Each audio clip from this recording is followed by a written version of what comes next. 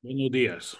Hoy tendremos la charla ética en las religiones, una charla que nunca hemos tenido en escuela, pero creo que es importante. ¿Qué es la ética? La ética es la parte de la filosofía que estudia la moral. ¿Y qué es la moral? Los códigos de conducta social. ¿Y qué dice la ética, o sea, la filosofía sobre la moral? Vamos a ver algunos exponentes. Kant, por ejemplo, decía que habría que obrar según una máxima tal que puedas querer que se convierta en una ley universal.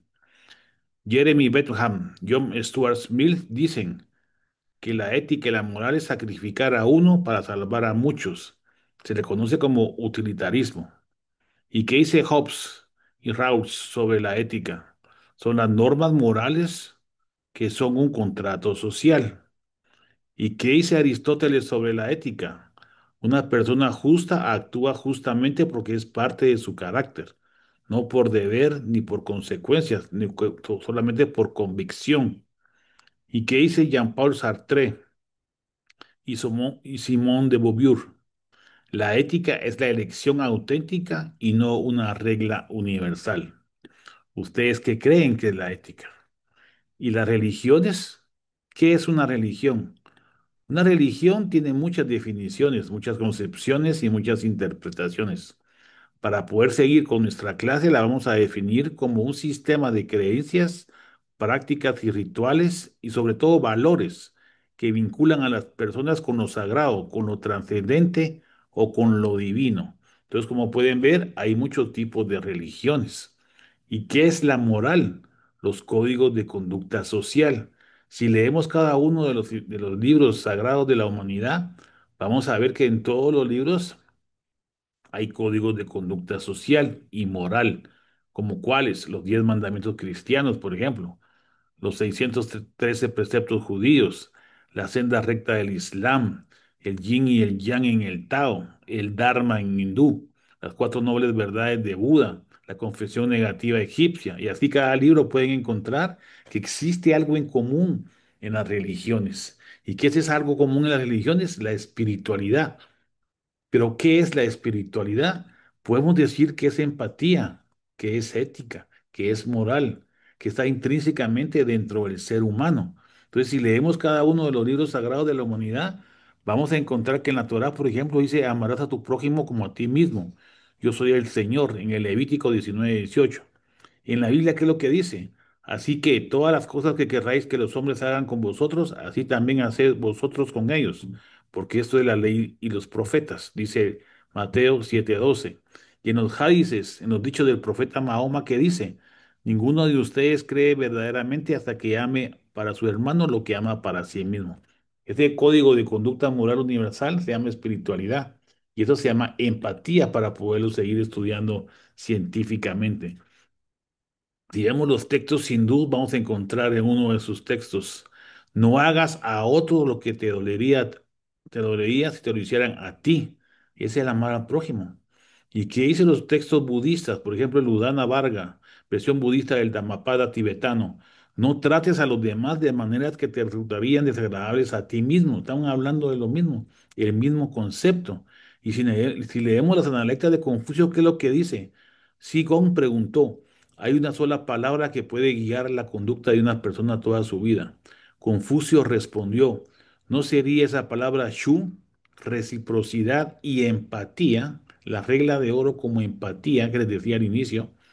No hagas a otros lo que no quieres que te hagan a ti, dicen las analectas de Confucio.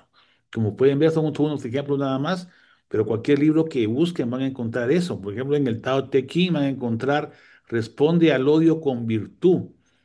Una forma de romper el ciclo de agresión o juicio implica tratar al otro no como él te trata a ti, sino como tú eliges tratarlo, con virtud, compasión y desapego.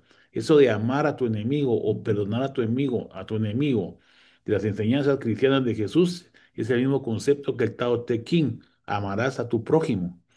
Y en los libros de las máximas de Ta o Tep, uno de los textos sapiensales más antiguos de la humanidad, que es el Egipto antiguo. Dice, no hagas a otro lo que te cause disgusto a ti mismo. Son las mismas enseñanzas, los mismos principios. Y si queremos buscar el origen de la humanidad, tenemos que buscar un hueso fémur fracturado que se haya consolidado y que se haya sanado, porque esto significa empatía. Para que ese neandertal o sapiens haya recuperado de una fractura de hueso fémur, tuvo que haber sido ayudado por otra persona para seguirse alimentando con una herida tan grave. Y eso se llama empatía. Entonces, ¿cuándo comenzó la empatía? ¿Cuándo comenzó la religión? Cuando los neandertales enterraron a sus muertos con flores, semillas y frutos, hace más de 400.000 años, hace 1 millón de años. Y podemos ver cómo ese surgimiento de la empatía, del código de conducta moral, de la regla de oro universal, no comenzó con las religiones, comenzó mucho antes. Lo tenemos intrínsecamente en nuestro cerebro. Y eso es lo que se llama empatía. Y podemos ver la empatía en los niños, la traemos genéticamente incorporada en los recién nacidos. Vemos en estos experimentos cómo los niños observan unos muñecos y esos muñecos, unos ayudan y otros no ayudan y entorpecen la actividad. ¿Y a quién creen que los niños escogen con mayor frecuencia? A los muñecos que ayudan. Eso significa que nuestras células en espejo y nuestra teoría de la mente ya viene incorporada en nuestros circuitos cerebrales, o sea, la empatía, o sea, la espiritualidad, o sea, la religión es genéticamente evolutiva. Y esta empatía puede existir también a nivel vegetal o a nivel a nivel animal, por supuesto. Los biofilms bacterianos, las parvadas de aves, los bancos de peces, las manadas de mamíferos, los hormigueros, las colmenas, la comunicación entre las plantas. Tanto Edward Wilson como la doctora Margulis, Lynn Margulis, hablan sobre eso, sobre la empatía sociobiológica de todo el planeta, o sea que no es exclusivo de los seres humanos, es universal y está en los animales, en las plantas, en los peces, en las aves y en el ser humano. Pero el ser humano está un poquito más evolucionado por el tipo de constructos abstractos mentales que logramos hacer como sociedad y crear verdades sociales que se llaman religiones, verdades sociales que se llaman lenguajes, políticas, economías, filosofías y ciencias, y verdades personales que son como entendemos nosotros este tipo de verdades sociales. Entonces, ¿cuál es el origen científico de la moral?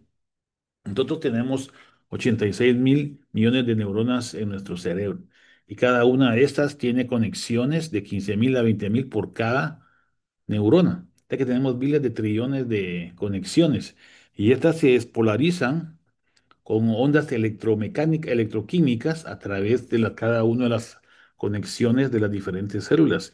Y esto emite unas ondas electromagnéticas a nivel cerebral.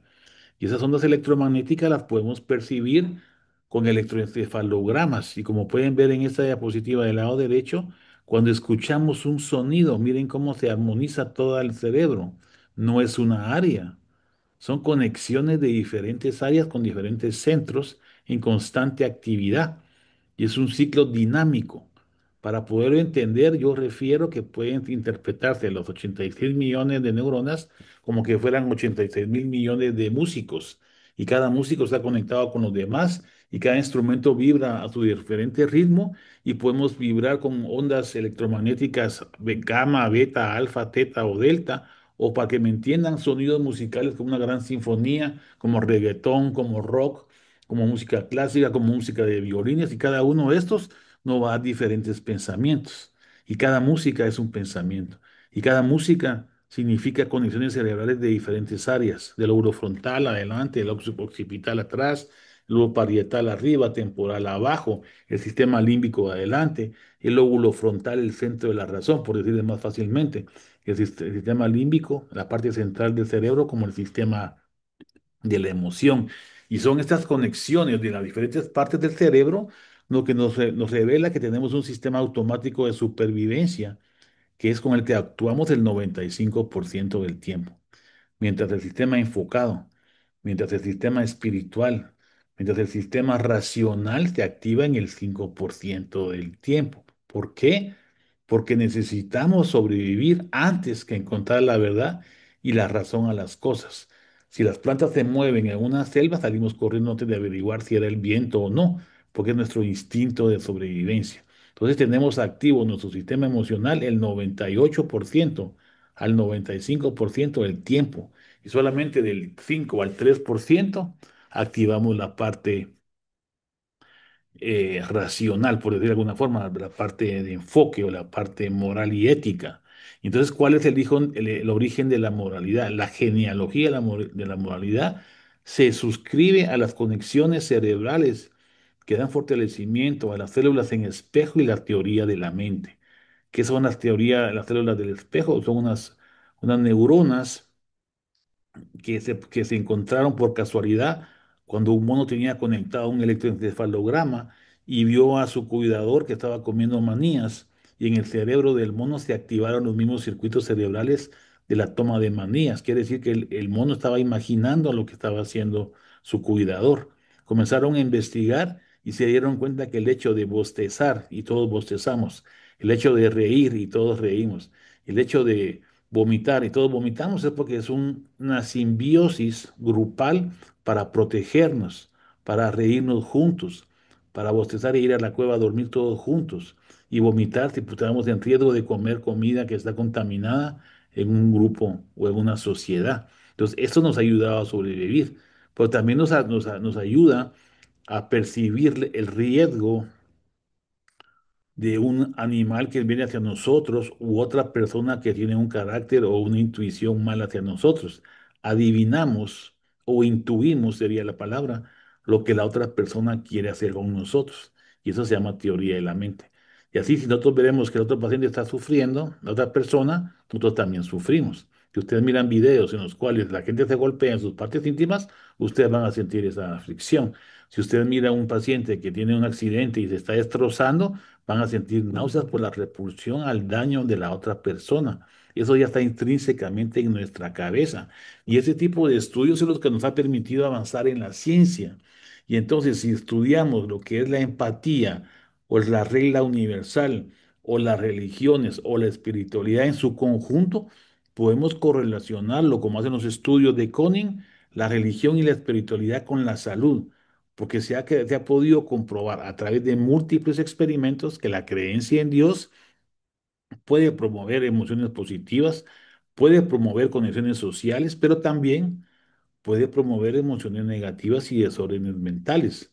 Quiere decir que la religión es una herramienta que puede servir para bien o puede servir para mal, pero no es la religión la buena y la mala. La buena y la mala son los religiosos que usan el estandarte de la religión para hacer cosas buenas o para hacer cosas malas. Entonces, ¿quién es el bueno y el malo? Nosotros, no la religión, ni la política, ni la economía, ni el cuchillo. El cuchillo lo pueden usar para comer o lo pueden usar para matar. Entonces, la religión y espiritualidad, que es como concibe la ciencia hoy, este tipo de estímulos que yo le llamo empatía, que yo le llamo teoría de la mente, que yo le llamo células en espejo, para que me entiendan, puede promover la mejor respuesta inmune, puede mejorar la respuesta endocrina, puede mejorar la salud cardiovascular, la salud física, mental, social y espiritual de las personas. Y hay muchos estudios que nos llevan a comprender eso. Hoy, la Organización Mundial de la Salud ya concibe el cuarto elemento de salud, porque antes se creía que era la salud, el completo bienestar físico, mental y social, lo que significaba salud, pero hoy se entiende que la salud también es el completo bienestar físico, mental, social y espiritual. Quiere decir que el componente espiritual es muy importante para la salud física, mental, social y espiritual de las personas. Y eso se ha comprobado con estudios científicos, por supuesto. Se ha podido estudiar, por ejemplo, en la fe afroamericana que el bienestar mental y físico se correlaciona con la mayor predisposición a practicar algún tipo de actividad religiosa. Se ha podido establecer que la meditación, la oración, la contemplación mejora la actividad en el lóbulo frontal, aumenta la materia gris objetivamente, mejora la ínsula y la corteza cingulada, y eso aumenta la empatía, que es lo que dicen los estudios científicos. Entonces quiere decir que la religión y la espiritualidad mejoran la salud cerebral, para que vean, pero también mejora otras cosas. La atención plena, por ejemplo, el mindfulness famoso, nos ayuda a mejorar la empatía con las personas, a bajar el colesterol, a bajar el cortisol, la hormona del estrés, y nos vamos a sentir más relajados. la meditación, el rezo del rosario, el yoga reduce el estrés, modula la amígdala, aumenta la corteza del lóbulo frontal y estimula el núcleo solitario contracto cerebral. Eso con a través de estudios neurocientíficos, resonancias magnéticas funcionales, estudios de neuroimagen, electrofisiología, estudios químicos, la atención plena disminuye la amígdala, lo que les decía antes. En el centro del cerebro, como ven aquí abajo a la derecha, está el sistema límbico, donde está el hipocampo, la amígdala, el hipotálamo, etcétera. Y esos son el centro de las emociones. Entonces, si estamos meditando, si estamos orando, si estamos en ejercicios espirituales, le bajamos al cortisol, le bajamos al estrés y eso mejora nuestra salud, porque el cortisol es un esteroide producido en la cápsula suprarrenal y al ser un esteroide disminuye la respuesta inmune. Y al tener el cortisol elevado nos enfermamos más, nos da más catarros. Hay jóvenes que al momento de los exámenes cada mes se enferman. ¿Por qué? Porque el estrés aumenta el cortisol y el cortisol baja la respuesta inmune. Entonces, si tenemos algún tipo de actividad como el mindfulness, que es una de las cosas que más se han investigado, pero luego hablaremos qué es el mindfulness, que es orar, rezar, contemplar, imaginar y relajar el cuerpo, estimula la respuesta inmune y estimula nuestra predisposición a la salud. Hoy, la terapia cognitiva conductual que ha tenido gran éxito a nivel internacional no es más que la respiración consciente y lenta, el relajamiento progresivo de los músculos y una imaginación guiada. Eso es lo que propone Ignacio de Loyola en sus ejercicios espirituales. Practíquenlo. Eso les va a relajar, te van a sentir bien, van a sentir empatía si asisten a este tipo de actividades o practiquen el yoga o practiquen el mindfulness, que hace lo mismo. Respirar lento, relajar el cuerpo y tener una película mental. Eso es el mindfulness. La atención plena a qué? A lo que quieran. A la respiración consciente y lenta. Atención plena a qué? O enfoque a qué? Al relajamiento muscular del cuerpo progresivamente por áreas o atención o imaginación a qué? A un recuerdo positivo de su vida, al mejor momento de bienestar. Y eso automáticamente los va a hacer entrar en un circuito cerebral de bienestar y les va a bajar el estrés. Entonces, hay otro tipo de actividades que concentran en la atención, en la respiración, en el relajamiento, o en la película mental, sí, la hipnosis, la acupuntura, el movimiento ocular que se llama EMDR, que se usa para el síndrome de estrés postraumático y para el famoso mindfulness, que es el que más se ha investigado. ¿Y cómo actúa eso? Inhibiendo el cortisol a través del eje hipotálamo hipófisis adrenal que se inhibe al estar relajado. Y eso se relaja por un reflejo condicionado de Pavlov que se produjo cuando ustedes estaban en el útero materno. Cuando su mamá estaba en bienestar y estaba tranquila, ustedes bajaban su frecuencia cardíaca y se sentían bien. Entonces, ¿cómo hacen ahora para bajar su frecuencia cardíaca y sentirse bien? Respirando despacio. O sea, respirar despacio, le bajan a la frecuencia cardíaca y su cuerpo, por un reflejo condicionado de Pavlov, produce aumento de dopamina, serotonina, endorfina, serotonina y se van a sentir re bien. Entonces, el efecto de la religión y la espiritualidad mejora la respuesta cardiovascular, baja la presión arterial y disminuye la frecuencia de infartos, derrames, etcétera. También mejora la respuesta inmune, aumenta la interleucina 6 y la proteína C reactiva en aquellas personas que promueven y practican la religiosidad y la espiritualidad de diferentes formas. Y en monjas se ha podido establecer que las que tienen tendencia a Alzheimer disminuyen sus características fenotípicas y se enferman menos. El hecho de estar enfocadas en coser, en tejer, en rezar, en comer, en compartir, y hacerlas en espejo activas, a compartir en sociedad, les va a dar mejor beneficio. Se han hecho estudios en Harvard donde a unos octogenarios se les ha preguntado cuáles son los momentos de más bienestar y han sido cuando se encuentran con familiares, amigos, vecinos, abrazados, compartiendo o con sus esposas o con sus hijos.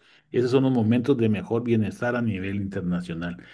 Y además se ha encontrado que la prolongación de los telómeros, que es la punta de los cromosomas, aumenta con la religión y la espiritualidad. Quiere decir que si ustedes son religiosos, espirituales, de alguna u otra forma, pueden prolongar su tiempo de vida, su calidad de vida. Y la asistencia frecuente a los servicios religiosos pueden producir baja mortalidad, ¿Por qué? Por contactos sociales, por estabilidad emocional, por menos tendencia al uso de drogas y de otras formas de malignidad. Incluso cuando están rezando, orando, contemplando, meditando, pueden disminuir su sentido del dolor. Por eso que vemos a personas que se pueden atravesar hojas y agujas y todo lo demás cuando están en un trance hipnótico, dicen unos, pero no, se llama concentración en la fe y pueden caminar sobre las brasas como sucede en la India o te pueden atravesar otras cosas. También hemos podido investigar en grupos de alcohólicos anónimos y de neuróticos anónimos, y hay estudios que lo han publicado, que la fe en Dios, en la espiritualidad o en lo que ellos quieran creer, es lo que les ha ayudado a marcar la diferencia entre seguir como un alcohólico o salir de esa enfermedad. Tener una fe en lo trascendente más que lo inmanente, es decir, creer en Dios, en la espiritualidad, que Jesús o Buda o Brahman o quien quieran, y eso les ayuda a las personas a solventar su neurosis, su psicosis, sus drogadicciones. Entonces, es un aspecto fundamental en sus creencias religiosas. Además, se ha podido establecer que la religión y la espiritualidad producen dopamina, produce serotonina, produce oxitocina, y por eso es que nos sentimos bien cuando vamos a la iglesia, cuando vamos al templo, cuando vamos a la sinagoga. Aunque algunos sacerdotes pueden predicar el mal, otros predican el bien, y nosotros estamos en constante hábito de habituación a la religión y espiritualidad. Vamos a secretar hormonas del bienestar, hormonas de la felicidad y nos vamos a sentir bien. Incluso el ayuno promovido por algunas religiones, como el Yom Kippur, el Ramadán, el Uposata, el Upababasa y la Cuaresma, mejoran el bienestar corporal y físico. Eso lo descubrió Tokoshi Hatayama, un japonés, y ganó el premio Nobel de Medicina por encontrar que la autofagia promovida por el ayuno intermitente mayor de 12 horas promovían que el mismo cuerpo matara las células cancerosas, que el mismo cuerpo limpiara todas las células que estaban enfermas y que el mismo cuerpo se sanara con una piel más clara, más fina, más saludable, con un pelo mejor y mejora todo tipo de enfermedades. Eso también lo promueve la espiritualidad. Pero la religión es mala. Por religión votaron las Torres Gemelas, por religión están invadiendo Palestina, por religión están inhibiendo la posibilidad que entre comida para bebés, por religión se han suicidado personas, por religión han matado a personas. No, no es la religión. Son los seres humanos los que son buenos y malos. Y utilizan a la religión como estandarte para defender sus criterios, sus políticas, su economía, su poder o su ambición. No es la religión la buena y la mala, somos los seres humanos. Los textos sagrados, ya se los demostré, tienen tendencia a promover la salud, el bienestar, la sociobiología humana, a proteger al prójimo y a perdonar al enemigo, que el que perdona al enemigo se va a sentir bien el que perdona, no el enemigo. Entonces eso le va a dar mejor salud y bienestar. Entonces no es la religión una mala, somos nosotros los que actuamos en nombre de la religión. ¿Y por qué lo hacemos? Porque somos animales empáticos y sociales. Miren esta imagen del partido de fútbol, como todos lamentan de la misma forma, llevándose las manos a la cabeza, la falla de un penalti. O miren este ejercicio, este experimento, donde esta señorita entra a una sala donde todos ya están de acuerdo que al sonar un timbre todos se van a levantar, sin explicar por qué. Y al tercer timbrazo que miran que todos se levantan, ¿qué hace la señorita? Se comienza a levantar. Porque nosotros somos animales empáticos, animales sociales. Y muchas veces nos pueden enseñar cosas en la escuela que son falsas, como que la historia es verdadera y no, ya se dieron cuenta que Cristóbal Colón no descubrió América. Ya saben que el capitalismo también tiene cosas malas. Ya saben que la religión tiene cosas buenas. Entonces, ese adoctrinamiento escolar también nos puede llevar como este ejemplo del experimento. Miren cómo la señorita se sigue levantando cuando suena el pito, el timbre, y ella se sigue levantando. Entonces comienzan a sacar a todos los participantes del experimento que están de acuerdo en levantarse con cada pitazo. Pero ella no sabe ni por qué. Solamente se levanta. Y cuando se queda sola, ¿qué creen que hace? Cuando ya todos se fueron y ya no hay nadie que la esté vigilando. Si suena el pito, ¿qué va a hacer? ¿Qué creen ustedes? se va a levantar. Se llama reflejo condicionado de Pavlov. Nos habituamos a hacer lo que vemos y observamos. Por eso Hannah Arendt, cuando escribió el libro de Herrich en Jerusalén, se dio cuenta de que los nazis mataban por empatía hacia su partido, hacia sus creencias, hacia lo que les decía Hitler, aunque estuviera equivocado. Entonces muchas veces podemos creer en cosas que son malas y matar en una guerra, porque creemos que estamos salvando la libertad, la frontera de nuestro país, nuestro orgullo. Es mentira. Nosotros no nacimos para matar. Y eso es lo que dice exactamente John Barr, que nosotros actuamos en automático por nuestros circuitos cerebrales, porque nos vamos formando así. Entonces, todo lo que influye en nuestro cuerpo, desde que estamos en el útero materno, desde que vamos a la escuela, con nuestros amigos, los padres, los sacerdotes, todo lo que vemos en la televisión, en el TikTok y en la radio, influye en nosotros. Entonces, ¿por qué hacemos lo que hacemos? Porque somos como la metamorfosis de la mariposa. Nacemos en una rama, crecemos, volamos, pero al volar nos deberíamos dar cuenta que esas ramas que nos han permitido crecer, que son nuestros paradigmas religiosos, políticos, económicos, hay otras ramas, otras formas de pensar, otras religiones, otras políticas, otras economías, de las cuales también podemos aprender. Entonces, si nuestros propios paradigmas tienen cosas buenas y cosas malas, ¿qué es lo que tenemos que hacer? Tomar las cosas buenas y dejar de lado lo malo. Y si hay otros paradigmas que tienen cosas buenas y cosas malas también, podemos adoptar las cosas buenas de otros paradigmas y poder seguir creciendo. Entonces, ¿qué economía es política es la mejor? ¿El capitalismo, el marxismo o el socialismo? Lo bueno de cada una de ellas y dejar de lado lo malo, la libertad, el libre comercio o la economía capitalista, el bienestar de la salud física, mental, social, la promoción de la salud, de la seguridad y la educación de los componentes sociobiológicos de la política socialista. Y eso es lo que hace China, lo que hace los países del norte de Europa, juntar los dos sistemas para tratar de beneficiar a la mayor parte de la población. Todas tendrán sus pros y sus contras, pero debemos de buscar lo bueno. Entonces, ¿qué es lo que nos hace malos a nosotros? Hay un experimento de Phineas Gage, bueno, no fue experimento. Él se atravesó una barra de hierro en el lóbulo frontal y se volvió malo, mal hablado, abusivo con las mujeres, despreciativo y agresivo.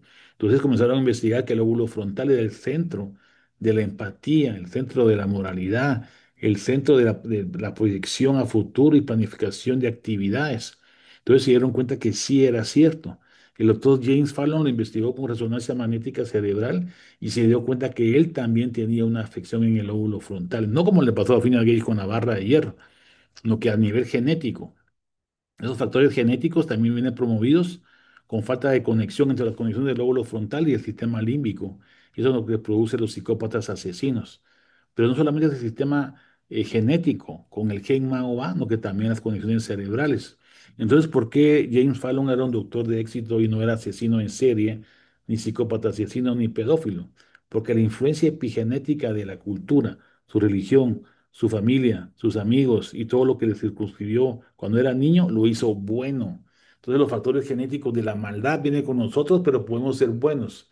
Y podemos traer genes de la bondad, pero cuando nos juntamos con las malas, con los asesinos, con los políticos corruptos, con lo que sea, nos volvemos malos. Entonces es una influencia multifactorial lo que nos promueve a ser buenos y a ser malos, pero depende de nosotros, nuestro entorno sociocultural y lo que querramos hacer con nosotros mismos. Entonces sí podemos cambiar y sí podemos rescatar a los psicópatas asesinos. Entonces, ¿de dónde surge la justicia? ¿Qué es ser justo? ¿Qué es ser legal? En este experimento, en este mono, se le da a uno un pepino y a otro se le da una uva por el mismo ejercicio que es devolver una piedra. ¿Y qué creen que hace este mono que recibe un pepino cuando entrega la piedra y se da cuenta que el otro recibe una uva? Se va a enojar. La justicia viene intrínsecamente en los genes de no solamente nosotros como seres humanos, también los mamíferos son justos y tratan la justicia. Y de ahí surge lo legal, que son códigos de conducta social que predominan sobre la moral. Entonces, ¿qué pasa con los niños? También traen eso genéticamente determinado. Y los niños se les da un premio asimétrico por hacer una actividad ellos solitos comienzan a compensar la igualdad de la actividad y la igualdad de premios, porque consideran que es injusto que le den menos a uno y más a otro. El pago inigual es inaceptable a los ojos de los niños. Quiere decir que los niños también tienen ese factor genético, empático y de justicia. Y eso lo vemos con experimentos a nivel económico. Se llama el juego del ultimátum. Si la distribución del dinero no es ecuánime, el otro participante puede hacer que ninguno se lleve dinero.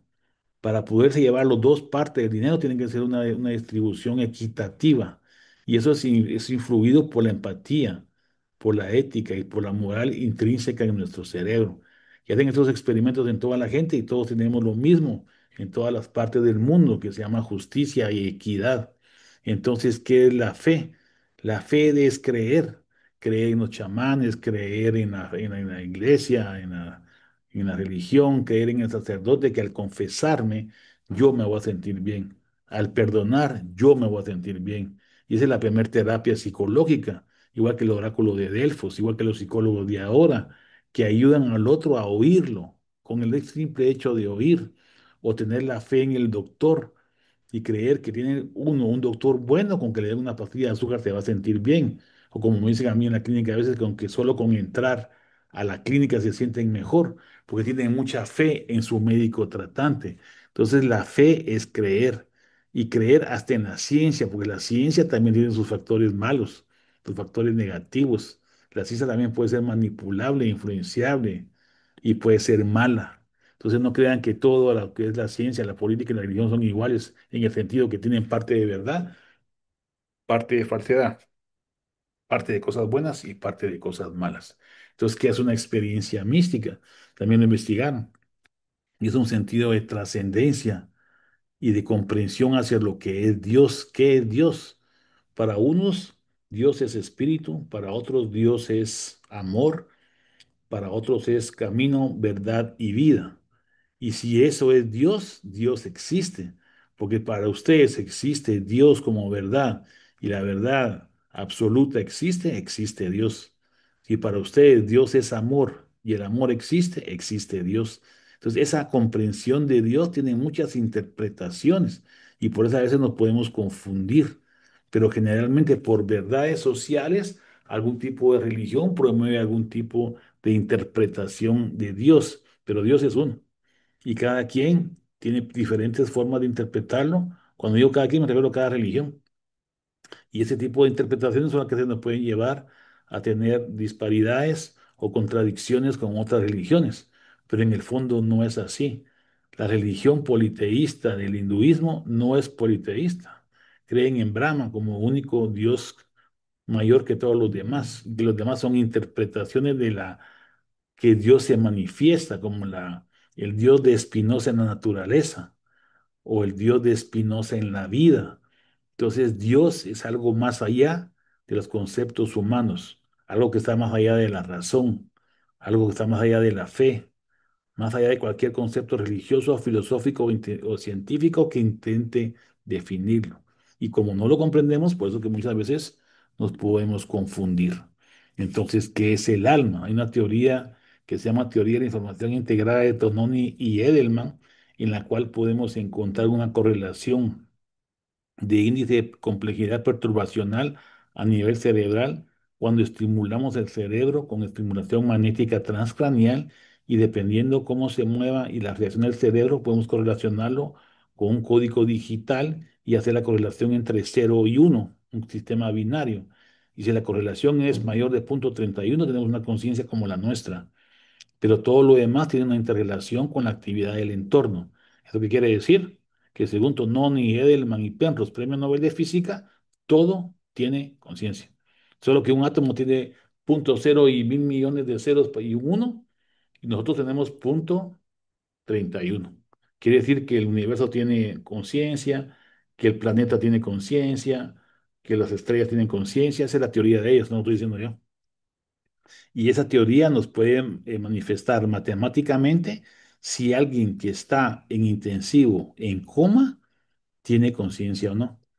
Si le hacen una prueba con estimulación magnética a una persona en coma en intensivo y tiene punto 31, está consciente que no se puede mover.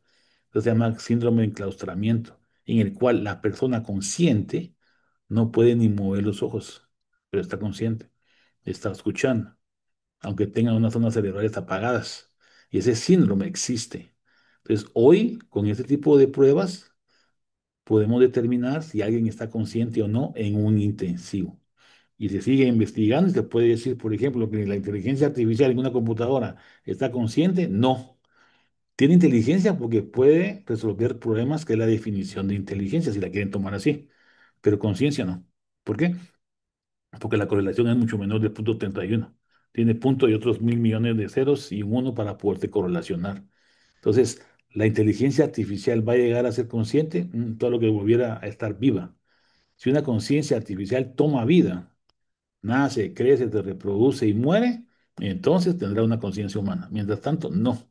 Solo será súper inteligente si quiere, pero no va a ser consciente. Y esta es una señora moribunda con una respiración de Chain Stock.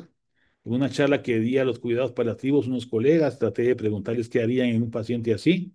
Y el consenso fue que debemos de tomar la religión de la persona para ayudarlo en su sentido espiritual, acompañarlo, darle la mano y tratar de llevarle un sacerdote, un rabino, un pastor o algo que ella en su religión, para que en esos momentos trascendentes hacia la otra vida pueda sentirse reconfortada con una extrema-opción si son cristianos. Entonces, este es la charla que le di a cuidados paliativos y que se las quise compartir a ustedes porque me pareció interesante, una forma nueva de una clase que nunca nos dieron y que nos puede servir un poco más para entender qué es lo que está pasando. Así que muchas gracias, que Dios los bendiga. Chao. Adiós.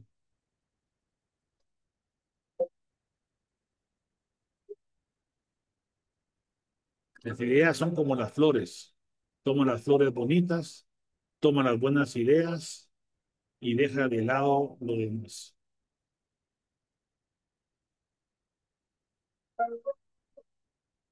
Adiós.